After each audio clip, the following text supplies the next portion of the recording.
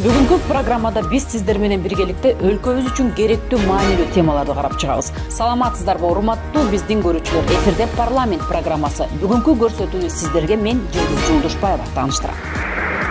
Мамлекеттик органдар тарабынан 23 000 мыйзам бузуу фактылары аныкталды. 41 миллион сомдон ашык бааланган 796 доо арыз келтирилген. Мигранттардын үнү, алардын көйгөйүн парламентте депутат көтөрдү. Сабагандардын бардын жазага тартпа, деш керек деп. Шайлоо боюнча эреже өзгөрдү. Көп мандаттуу шайлоо округтарына саясий партиялар бирден талапкер көрсөтүп, Борбордук шайлоо комиссиясына 3 миллион сом көрүү төлөйт. 9 миллион көтөрүп койдук эле. Бирок аны кайра 3 миллионго чыгырдык залогдорун. Быйыл Бишкекте 14 000 бала 1-класска кабыл алынат. Борбордо каттоосу жок балдардын тагдыры кандай болот? Канчалаган ата-энелер бул жакка мына ички миграциянын алкагында келип, бирок ошол негизде кыйналып атышат. Төрага Нурланбек Тургунбек уулу баштаган бир катар депутаттар Россия Федерациясынын Санкт-Петербург шаарында уюштурган КМШ ПААнын кезектеги жыйындарына катышты. Жыйында көз карансыз мамлекеттер шериктештигине мүчө өлкөлөрдүн алакаларын арттыруу багытындагы чечимдерди ишке ашыруу тууралуу сөз болуп, анын ичинен парламенттер аралык кызматташтыкка тиешелүү маселелер талкууланды. Тагыраагы билим берүү, экология, коопсуздук маселелери боюнча тыгыз иш алып баруу менен аталган тармактарда парламенттер аралык өнөктөштүктү өрчүтүү сунуштары каралды. Муну менен катар ассамблеяга мүчө мамлекеттердеги шайлоолорго жүргүзүлгөн мониторингдин жыйынтыгына байланышкан баяндамалар жасалып, парламент жетекчилери мерчемделген долбоорлордун жана иш-чаралардын планын бекитишти. Ошону менен бирге КМШ ПААнын кеңешинин башкы катчысы жана айрым туруктуу комиссиялардын жетекчилери өткөн жылы жасалган иштердин отчетун беришти. Өткөн жылы укук коргоо органдары тарабынан жалпы 1,5 миңге жакын коррупция жана кызматтык кылмыш иши козголгон. Бул кылмыштар боюнча келтирилген зыяндын жалпы суммасы 13 миллиард сомду түзгөн. Тергөө иштеринин жүрүшүндө 12 миллиард сомдун тегерегинде каражат мамлекетке кайтарылган. Келтирилген зыяндын дээрлик 95% өндүрүлгөн. Бул тууралуу Жогорку Кеңеште башкы прокурордун отчетун угууда белгилүү болду. Былтыркы жылы башкы прокуратура тарабынан 14 685 кылмыш иши боюнча 17 936 адамга карата мамлекеттик айыптоо коюлган. Прокурорлор соттордо 3528 жарандык жана 961 административдик ишке катышып, доо арыздын мыйзамдуулугу боюнча корутундуларды беришкен. Прокурорлор соттук териштирүүдө айыпкерге угузулган айып далилденбегендиктен 12 кылмыш боюнча 13 адамга карата айыптоодон баш тартышкан. Башкы көзөмөл органы өз отчетунда мыйзамсыз берилген жер тилкелерин кайтарып алууда активдүү иш жүрүп жатканын белгиледи. Натыйжада мамлекетке 4,5 миң гектарга жакын жер кайтарылган. 43 социалдык объектилерди кайтарылып, алардын ичинде мектептер бар экен, бала бакча бар экен, маданият үйү бар экен, спорт залдары бар экен. Эң негизги белгилеп кеткен инвалиддин бөлмөсүн да кайтарыпсыздар. Ушул кайсыл ушу инсан ушу инвалиддин бөлмөсү, жеке бөлмөсүн өзүнө өткөрүп алган. Бул иш абдан жакшы. Ал эми ар кандай себептер менен чет өлкөдө соттолгон 128 жаран жаза мөөнөтүн өз мекенинде өтөө үчүн кайтарылган. Жыйында депутаттар эмгек миграциясында жүргөн жарандардын укуктарын коргоону күчөтүү зарылдыгын баса белгилешти. Ошол жакта биздин элдердин мигранттардын укугун ким коргойт? Эгер ар бир жарандын биздин жараныбыздын укуктары бузулуп тепселенип атса, ал кайрылуу болсо, биз сөзсүз түрдө чара көрөбүз. Үй бүлөлүк зомбулуктун алдын алуу үчүн укуктук базалар өркүндөтүлүүдө. 19 органыбыз бар да, зордук зомбулукка каршы күрөшө турган, ошолордун бардыгы иштебей атат. Мында келгенде сот защита иштеп, милиция, прокуратура эле иштеп калып атат. Башкы прокурордун 2024-жылдагы мыйзамдуулукту сактоодо аткарган иштеринин жыйынтыгын кароо Жогорку Кеңештин жалпы жыйынында уланып, депутаттар тарабынан сунуштар берилди. Мен кечээ күндө айттым, мына азыр өзгөртүүлөрдү киргизгиле, алып келгиле. Тергөөдүн берейли жанагы коррупция боюнча, анан должностной дейбизби, жанагы кызматтарынын кыянаттык пайдаланган боюнча ошолорду алгыла силер. Анткени ички иштер министрлигинин ичинде иштеп аткан тергөөчүлөрдүн сапаты, деңгээли аябай эле төмөн болуп атат да. Абыдан жөнөкөй калп, эл мамлекет жабыркап бериш керек. Коррупция боюнча, должностное преступление боюнча башкы прокуратурага бериш керек. Учурда башкы прокуратура жемкорлукка каршы күрөшүү боюнча мамлекеттик саясатты ишке ашырууда ыйгарым укуктуу мамлекеттик орган болуп аныкталган. Натыйжада коррупцияга каршы күрөш багытында көрүнүктүү жыйынтыктар жаралып, келтирилген зыяндын дээрлик 95% өндүрүлгөн. Коррупция боюнча биздин пикирибизче азыр жалпы жонуна саясий жетекчиликтин тарабынан дагы, УКМК тарабынан дагы, прокуратура тарабынан дагы, ички иштер министрлиги тарабынан дагы чоң күрөш болуп атат деген пикирдемин. Себеп дегенде нечен деген туу чокуда жүргөн адамдар өздөрүнүн мүлктөрүнөн ажырап, от тех имуществ, которые были незаконно нажиты. Мен ойлойт элем буга коомчулук күбө. Жыйынтыгында эл өкүлдөрү башкы прокурордун 2024-жылга карата отчетун колдоп берди. Тармактык комитетте президент жана жогорку кеңештин депутаттарын шайлоо боюнча конституциялык мыйзамга өзгөртүүлөр сунушталды. Документке экинчи окууда бир катар өзгөртүү толуктоолор киргизилген. Эми көп мандаттуу шайлоо округтарында саясий партиялар бирден талапкер көрсөтүп, борбордук шайлоо комиссиясына күрөөгө 9 миллиондун ордуна 3 миллион сом төлөйт. Демилгечилер мындай аракет шайлоо системасын жакшыртуу менен саясий атаандаштыкты күчөтөрүн айтышууда. Конституциялык мыйзамдар мамлекеттик түзүлүш, сот укук маселелер жана жогорку кеңештин регламенти боюнча комитетинде президент жана жогорку кеңештин депутаттарын шайлоо жөнүндө конституциялык мыйзам долбоору каралып, кызуу талкуу жаратты. Демилгечилердин арастосунда экинчи окууда бир катар өзгөртүүлөр киргизилген. Жалпы республика боюнча 30 округка бөлүнүп, ар биринен 3 депутат шайланат. 2 эркек жана 3-үчүсү милдеттүү түрдө 1 айым келери документте бекитилген. Биздин ушул маданият кызматкерлери билим берүү тармагында, саламат сактоо тармагында өткөн шайлоолордо эч кандай бир жолугушууларга дагы бардыгына тыюу салынбады. Биз ушул тармактагы кызматкерлер үгүт иштерин эмес, бирок талапкердин программасын угуп, талапкердин болгон жолугушууга мындайча айтканда мүмкүнчүлүк берели деген норманы дагы депутаттар колдоп беришти. Мындайча айтканда бир жаран бир гана талапкерге добуш берет. Бардык өлкө жараны башка мамлекет же региондо туруп добуш берүүсүнө шарт түзүлүүдө.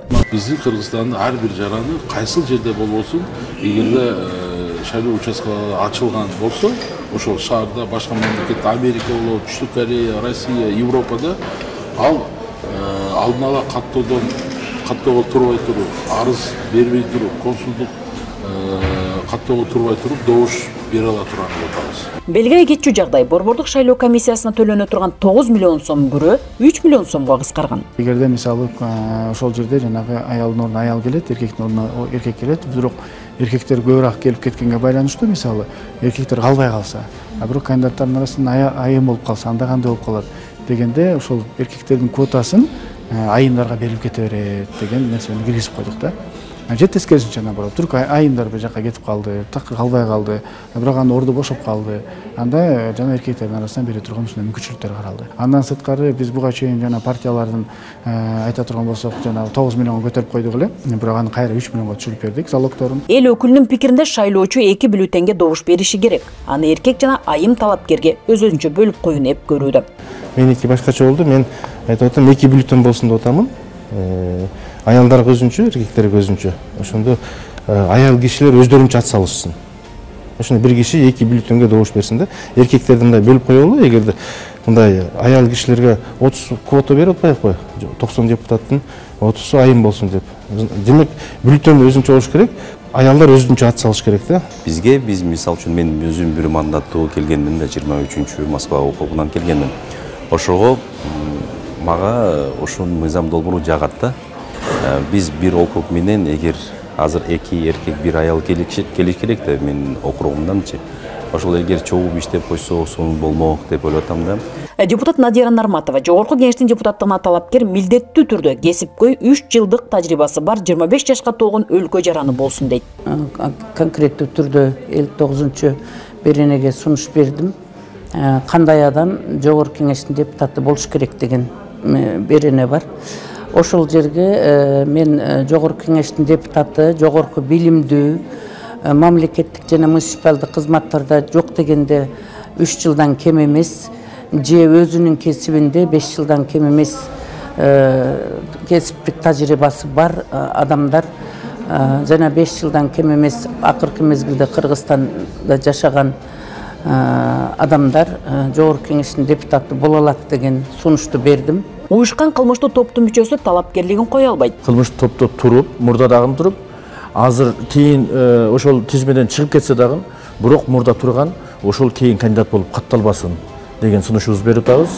бирок бул шайлоочуларга тиешеси жок. Депутат Камила Талиева депутаттыкка талапкер мамлекеттик тилди орто деңгээлден кем эмес билишин талап кылат. Бу жердеги сунуштарды биз эгер четке кагылса, анда бу жерде отуруп биз отуруштун не кереги бар, талкуулоонун не кереги бар, имитация жаратуунун эмне кереги бар, бул комитеттин эмне кереги бар? Эмне кереги бар? Эми биздин оозубузду качанга чейин жабасыңар, хватит уже. Жаппагылачы биздин оозубузду. Биз пикирибизди айтып алалы. Мамлекеттик тил деген бул биздин мамлекеттин негизги атрибуттарынын бири бар. Элин сүйгөн, жерин сүйгөн ар бир Кыргызстандын патриоту мамлекеттик тилин да сыйлайт. Мыйзам долбоору боюнча 38 депутаттан 129 сунуш түшкөн. Талкуудан кийин президент жана жогорку кеңештин депутаттары шайлоо жөнүндө конституциялык мыйзамдын долбоору экинчи окууда жактырылды.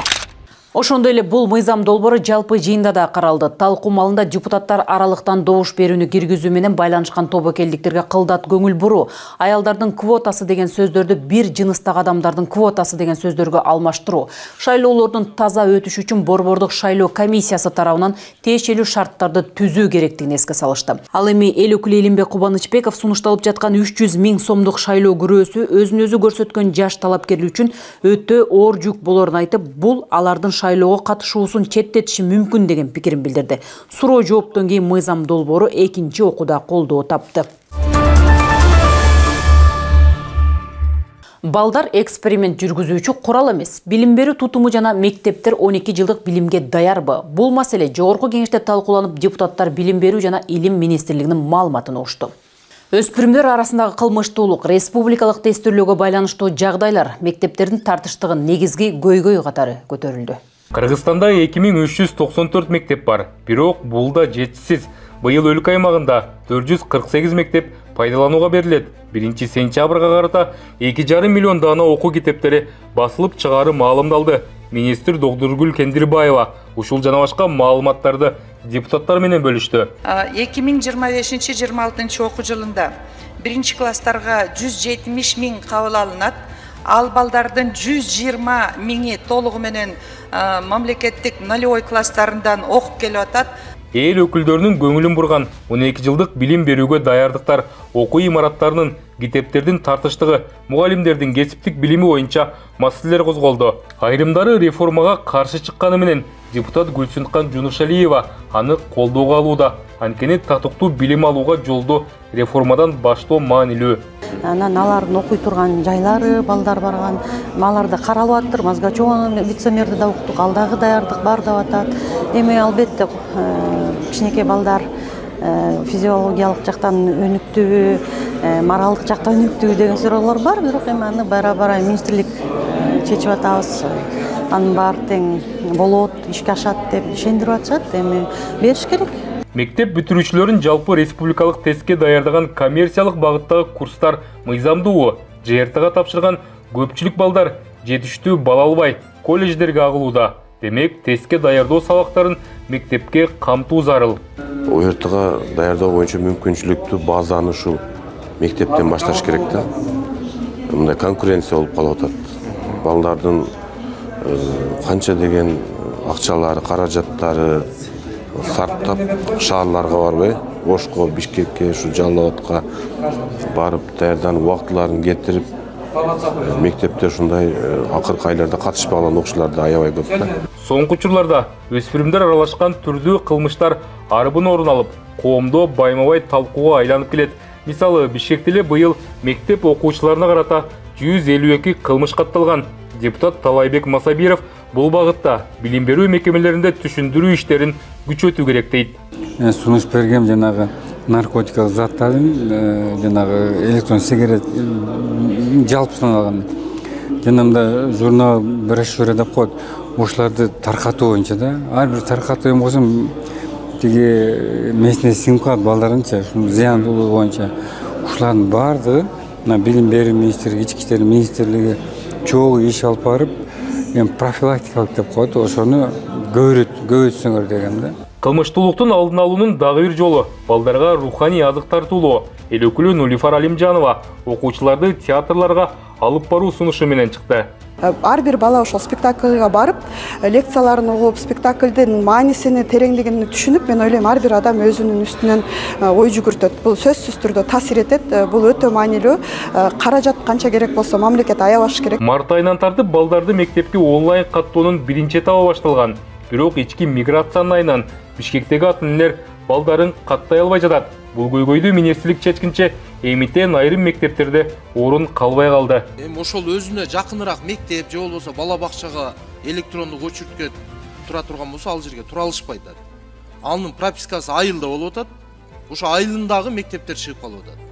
Ошол чоң көйгөй болуп атат да, бүгүнкү күндө канчалаган ата-энелер бул жакка мына ички миграциянын алкагында келип, бирок ошол негизде кыйналып атышат. Мектептерден алдыдагы жылдарга карата даярдыгы боюнча маселени депутаттар дээрлик 2 сааттан ашык талкуулашты. Бул тармакта кемчиликтер менен катар өзгөрүүлөр да орун алып жатканын белгилешип, министрге бир катар сунуштарды жана тапшырмаларды беришти.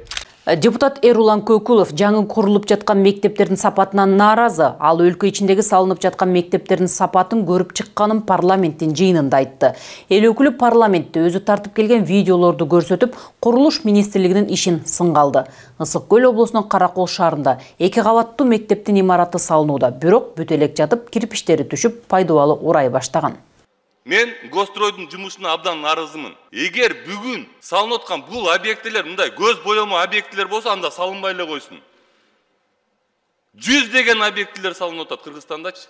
Любой объект көрсөм ушундай проблемалары. Фундаменти уруп аткан болот, кирпичи күйүп кеткен кирпичтен салынат. Жейт, баары жешет акчанычы. Биздин мектептер, биздин балдардын келечеги, бала бакчалар жана ушул сыяктуу нерселер ушунчалык жоопкерчилиги жок. Мындай күйүп калган кирпичтерден фундаменттер уйпаланып экиге бөлүнүп аткан мектептер салынып атса, анда бир аз токтотуп турбайлыбы? Салганды үйрөнгөнгө чейин. Бул мектептер көпкө турбайт. Окуучулар класстан класска көчкөндө кыргыз тилине милдеттүү түрдө экзамен тапшыруу талап кылынат. Бул кадам мамлекеттик тилди өнүктүрүү жана кыргыз тилине болгон жоопкерчиликти күчөтүү максатын көздөйт. Бирок орус тилдүү окуучулар үчүн кыйынчылык жаратышы мүмкүн. Аталган маселе парламенттин тармактык комитетинде мамлекеттик тилди колдонуу жөнүндөгү мыйзам долбоорун кароо учурунда көтөрүлдү. Кыргыз тили мамлекеттик кызматтарда милдеттүү түрдө колдонгон тилге айланат. Мындан тышкары, жергиликтүү өз алдынча башкаруу органдары, ишканалар жана уюмдар ишмердүүлүгүн мамлекеттик тилде жүргүзүүсү талап кылынат. Мисалы, конституциялык мыйзамдардын жогорку кеңешке шайлоо боюнча мыйзамга, конституциялык мыйзамга, жогорку сот, прокуратура жөнүндө мыйзамга, министрлер кабинети жөнүндө мыйзамдарга ошол жерде баягы кызмат адамдарына тиешелүү болгон талап бар, мамлекеттик тилди билүү боюнча. Мына ошол гана норманы сунуш катарына киргизип атабыз. Мыйзам долбоорунун пункттарынын биринде жалпы билим берүү уюмдарында бүтүрүүчүлөр кыргыз тилинде экзаменден өтүүсү милдеттендирилген. Бирок бул норма айрым окуучуларга тоскоолдук жаратышы ыктымал. Бүгүнкү азыр мыйзамда жазылып келип атпайбы, ошол класстан класска өтүш үчүн дагы эми кыргыз тилинен экзамен беришет экен балдар. Анан ошо кыргыз тилди бере албай калышса, аларды албетте, допустим, 5-класста окуп аткан бала 6-класска которулбайт деген да мыйзам болуп атат да. Анан мен бир четинен бул жагы туура эмес го деп ойлойм. Неге дегенде, албетте, орустарда жакшы сөз бар эмес, Москва за один день не строилась деген. Бунун баарын тең биз этап менен барышыбыз керек деген ойдомун. Неге дегенде, биздин өлкөбүздө 100дөн ашык дагы башка нациялар жашайт. Тил саясатын өнүктүрүү түздөн-түз билим берүү министрлигинин аракетинен көз каранды. Бул ведомство окуу китептеринин авторлорун тынымсыз алмаштырууга бөгөт коюп, кыргыз тилиндеги сапаттуу китептерди чыгарууга басым жасаса, бир топ өзгөрүү болот. Эми ар бир ата-эне баласына эң жакшы мектепти каалайт, эң жакшы жогорку деңгээлде билимди каалайт. Эгер биз ошону кыргыз тилде сунуштап берсек, балдарыбыз баары эле кыргызча сопсонун үйрөнөт. Болгону ошол. Биз ошону сунуштай албагандыктан биз ушундай мыйзамдарга мажбур болуп жатабыз да. Мисалы, эң акыркы деңгээлдеги сонун математика китеби кыргыз тилде болсун, физика китеби кыргыз тилде болсун, биология кыргыз тилде болсун. Биз баарыбыз эле балдарыбыз ошол мектепке барып, ошол китеп менен окутабыз. Бул нерсе толук силер билим берүү министринин колуңуздарда. Мыйзам долбоорун колдоого алган эл өкүлдөрү тарабынан сунуш пикирлер да айтылды. Сунуш берип атам, жарнама жөнүндө кыргыз Республикасы мыйзамына өзгөртүү киргизүү боюнча, ал боюнча 5-беренин 3-бөлүгүнүн жана жарнама берүүчүлөрдүн каалоосу боюнча Кыргыз Республикасында жашаган элдердин эне тилдеринде кошумча таратылат деген сөз. Таратылат жана жарнама берүүчүлөрдүн каалоосу боюнча жарнама мамлекеттик тилде таратылышы мүмкүн деген сөздөргө алмаштырылсын деген сунушту берип атат. Округума барганда ал жерде бүт жарнамалардын баары эле мамлекеттик тилде, кыргыз тилде, баардык сөздөр кыргыз тилинде эле сүйлөшүп, баары ошонун баары эле мамлекеттик тилде алып барылат. Ошон үчүн бул мүмкүнчүлүк деп түзүлүп берсин деп атабыз. Жыйынтыгында комитет мүчөлөрү мамлекеттик тилди колдонуу жөнүндө мыйзам долбоорун бир добуштан колдоп берди. Депутат Жанарбек Акаев Москва шаарындагы Бодрость мончосунда токмоктолгон кыргызстандыктар боюнча маселе көтөрдү. Депутаттын пикиринде Москвадагы журтташтар кыргыз ишкеринин мончосунда эс алып жаткан учурда Орусиянын бет капчан адамдары тарабынан зомбулукка кабылган. Кыргызстан Орусия менен стратегиялык өнөктөш жана ИАЭПке мүчө мамлекет. Өз жумушун жасап, тынч окат кылып жүргөн жарандарга жасалган мындай жапайычылык, зөөкүрлүк мамиле жазасыз калбашы керек дейт эл өкүлү. Андыктан депутат Жанарбек Акаев Москвада сабалган мигранттар боюнча Тышкы иштер министрлигин ыкчам чара көрүүгө чакырды. Башку вниз опустил.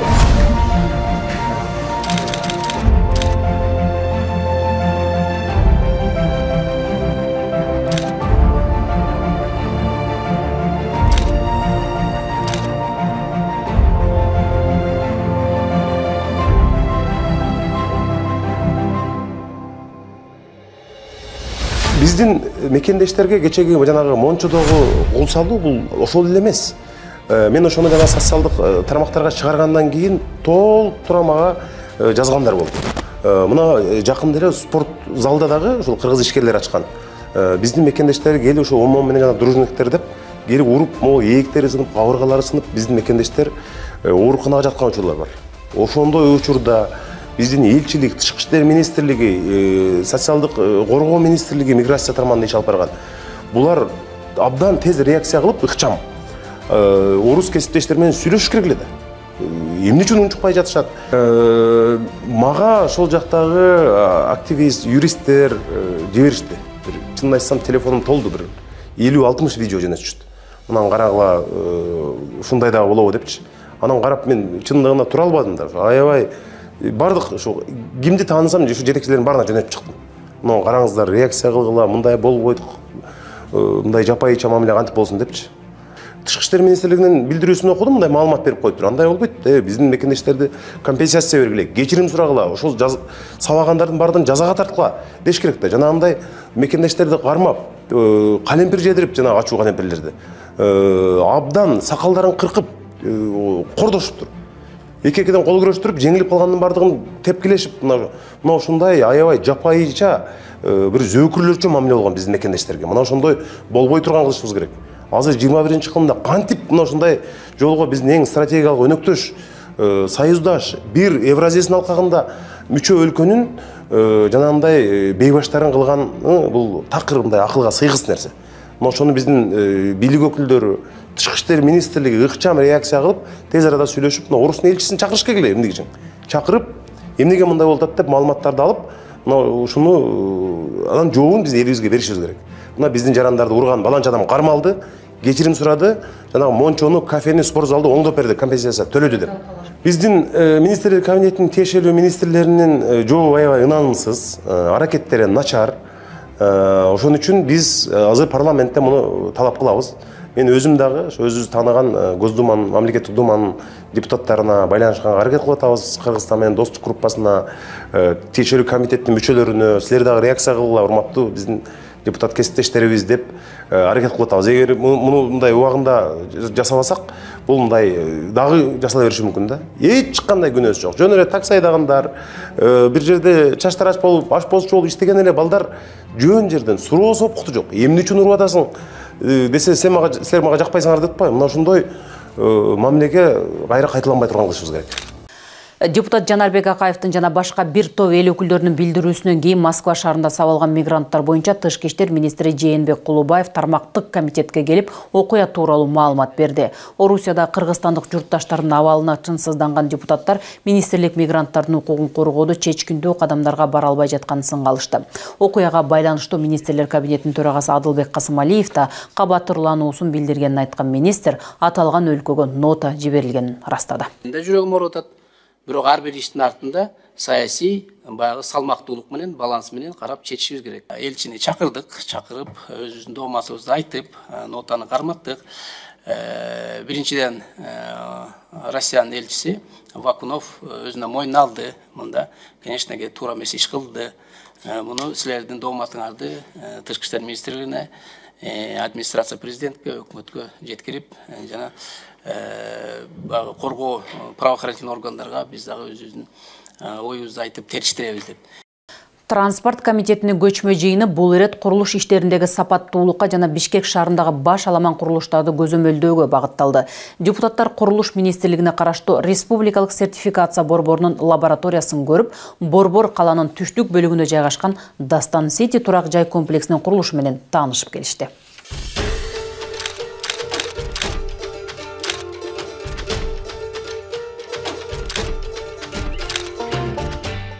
Транспорт, коммуникациялар, архитектура жана курулуш боюнча комитетинин көчмө жыйыны бул ирет курулуш иштериндеги сапаттуулукка жана Бишкек шаарындагы баш аламан курулуштарды көзөмөлдөөгө багытталган.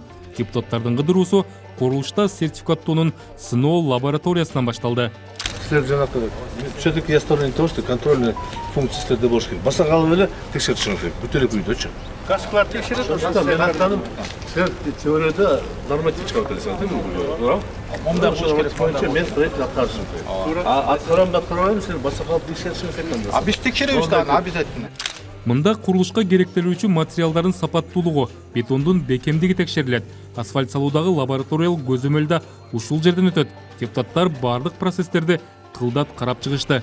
Альбер, сен үчүн булардын заключение менен канча объект бузулган ушундай туура эмес бетон? Булардын заключение мындай да, бул курулушта мындай көрүнүштөр, мындайча айтканда жок эсе. Себеби дегенде мына курулуш компанияларынын бuyakta иштеген байкелер да бар.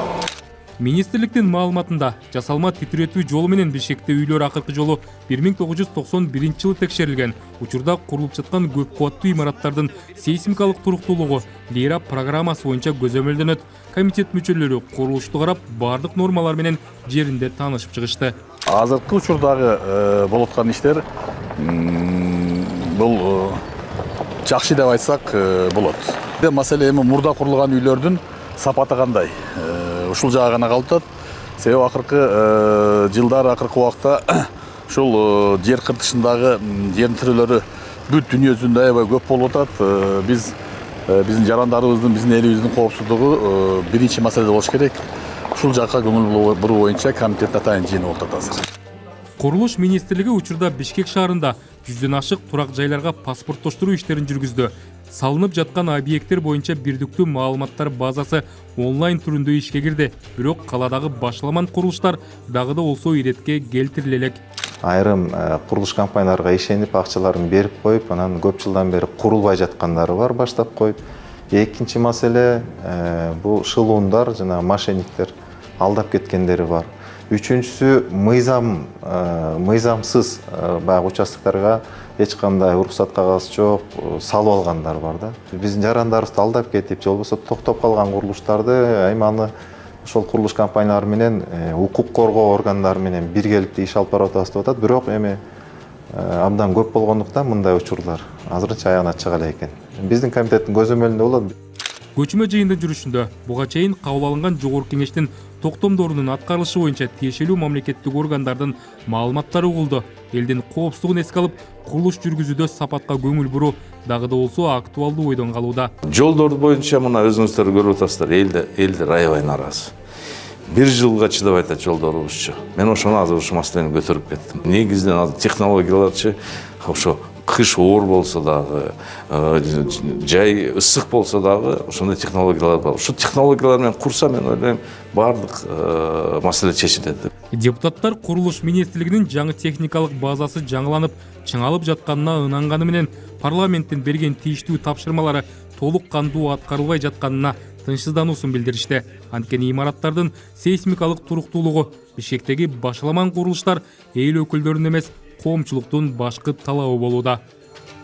Урматтуу көрөрман, биздин максат өлкөбүздөгү мыйзам чыгаруу органынын ишмердигин баяндап, коомчулукка маалымат берүү. Андыктан ар бириңиздердин кызыгууларыңыздар, пикирлериңиздер биз үчүн өтө маанилүү. Ошондуктан биз сиздерди Кеңеш KG сайтын окуп, Facebook жана YouTube, Instagram баракчаларыбызга катталууга чакырабыз. Саламатта болуңуздар.